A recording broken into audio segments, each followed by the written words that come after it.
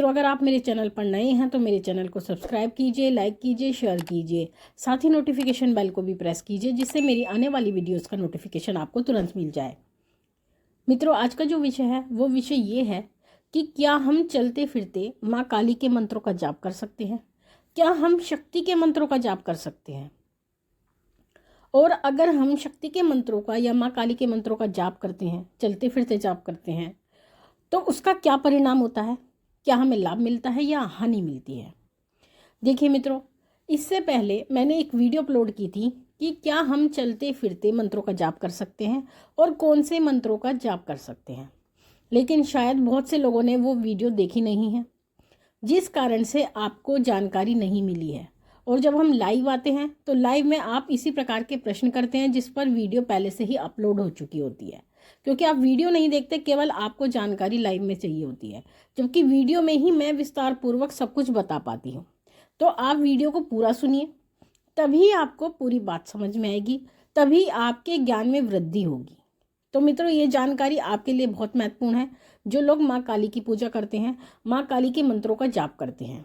क्योंकि जाप एक ऐसी चीज़ होती है, जब आप नित्य प्रति जाप करते हैं यानी प्रतिदिन जाप करते हैं, तो जो जाप होता है वो आपकी आत्मा में रच बस जाता है।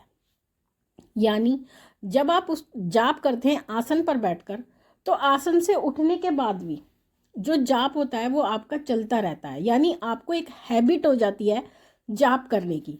तो इस प्रकार से आप चलते फिरते भी जाप करते हैं।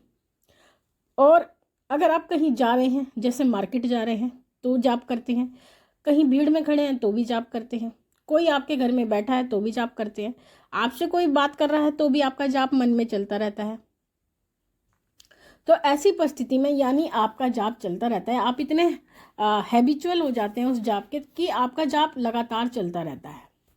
तो ऐसी परिस्थिति में लोग प्रश्न करते हैं कि जो हम चलते फिरते जाप करते हैं, क्या हमें उसका फल मिलता है? देखिए, जाप अगर आप करते हैं, चलते फिरते जाप करते हैं, तो फल आपको अवश्य मिलता है। लेकिन अब ये बात आती है, जो लोग माँ काली की उपासना करते हैं, माँ काली की पूजा करते हैं, तो वो माँ काली के मंत्रों का जाप भी करते हैं। वो मंत्र उनके गुरु द्वारा प्रदत्त भी होते हैं, और जिनके गुरु नहीं है वो बिना गुरु के भी जाप करते हैं। बिना गुरु के जो जाप किया जाता है वो एक सीमित संख्या में किया जाता है, और जब आप गुरु धारण कर लेते हैं तो गुरु आज्ञा से आप कितने भी मंत्रों का अनुष्ठान कर सकते हैं, क्योंकि आपकी रक्षा करने वाले गुरु होते हैं। अगर आपको कोई परेशानी होती है, कोई ऐसी शक्ति आपके ऊपर आक्रमण करती है, तो उसको सबको संभालने के लिए आपके गुरु बैठे हैं, यानी गुरु की शक्ति उन सभी परेशानियों को रोक देती है, और वो आपको सही तरीका भी बताते हैं, किस प्रकार से सुरक्षा घेरा बनाया जाता है, सब कुछ वो आपको विस्तार पूर्वक समझा देते हैं।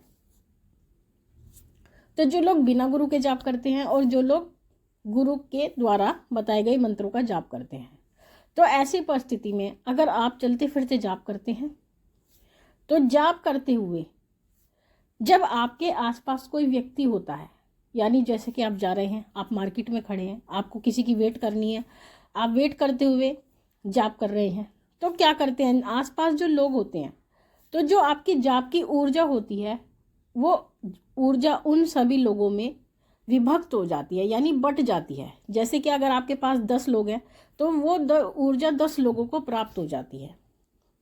तो जब आपको वो जो ऊर्जा है जो 10 लोगों को प्राप्त हो जाती है, तो ऐसी परिस्थिति में तो आपके जो जाप का फल है वो कम हो जाता है, यानी आपको जाप का पूर्ण फल प्राप्त नहीं होता। वही जाप आपका डिवाइड हो जाता है अलग अलग लोगों में, यानी उसकी ऊर्जा फैल जाती है, तो आपको पूर्ण ऊर्जा नहीं प्राप्त होती है। इसी प्रकार से जब आप जाप करते हैं, तो इस तरह का जाप करने से, यानी अगर आप भीड़ में जाप करते हैं, लोगों के बीच में जाप करते हैं, तो इस तरह का जाप करने से आपको कहीं ना कहीं परेशानी भी होती है।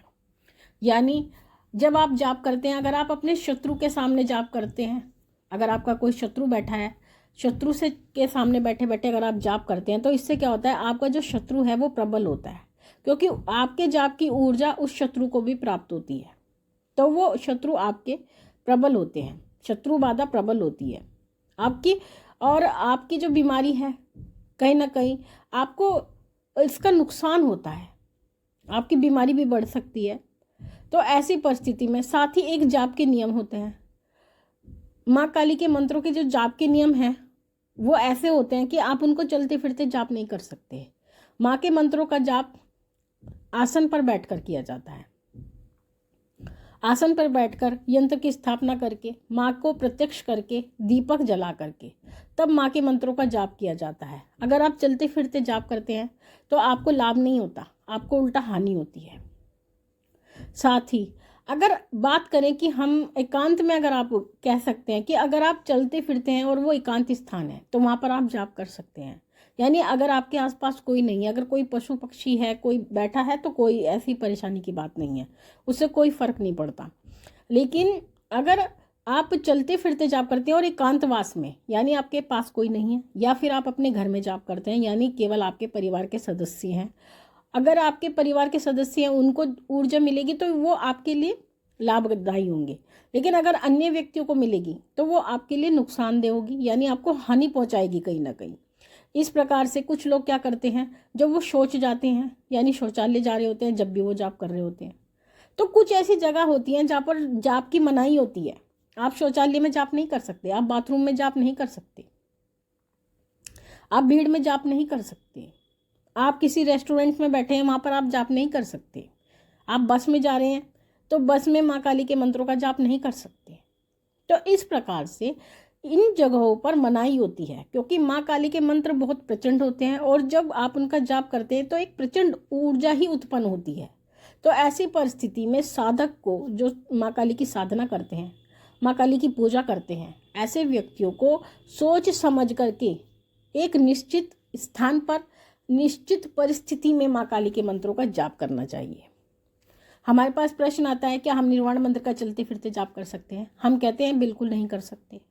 आपको निर्वाण मंत्र का जाप करना है तो आपको आसन पर बैठना है, दिया प्रज्वलित करना है, माँ काली के यंत्र की स्थापना करनी है, माँ काली की फोटो, मूर्ति जो भी आपके पास है वो होनी चाहिए, निकट होनी चाहिए, तब बैठ करके आप जाप प्रारंभ करें।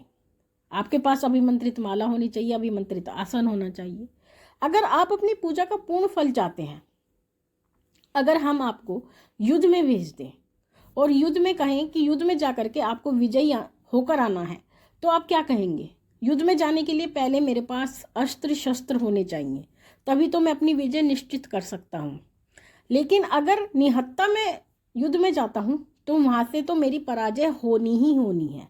ऐसी परिस्थिति, वही परिस्थिति साधक की भी होती है। जब आप साधना करते हैं तो साधना करते समय या पूजा करते समय आपके पास जो आवश्यक सामग्री है उसका होना बहुत जरूरी है, और जो विधि विधान है वो भी आपको पता होने चाहिए, तभी आपको पूजा का पूर्ण फल प्राप्त होता है। अन्यथा आपको पूजा का फल प्राप्त नहीं होता है, या होता है तो सूक्ष्म रूप से होता है, यानी संपूर्ण फल आप प्राप्त नहीं कर पाते।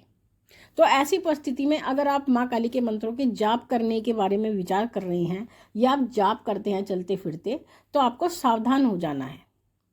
आपको माँ काली के मंत्रों का चलते फिरते बिल्कुल भी जाप नहीं करना है। ये माँ काली के द्वारा दिया गया ज्ञान है और इस ज्ञान में कोई त्रुटि होना संभव नहीं है, क्योंकि जो वो ज्ञान देती है उसमें त्रुटि हो ही नहीं सकती। तो उन्हीं के ज्ञान के माध्यम से हमने आपको ये ज्ञान दिया है। तो इस प्रकार से मित्रों, ये जानकारी बहुत ही महत्वपूर्ण है आप सभी के लिए, तो वीडियो को आप जरूर सुनिएगा।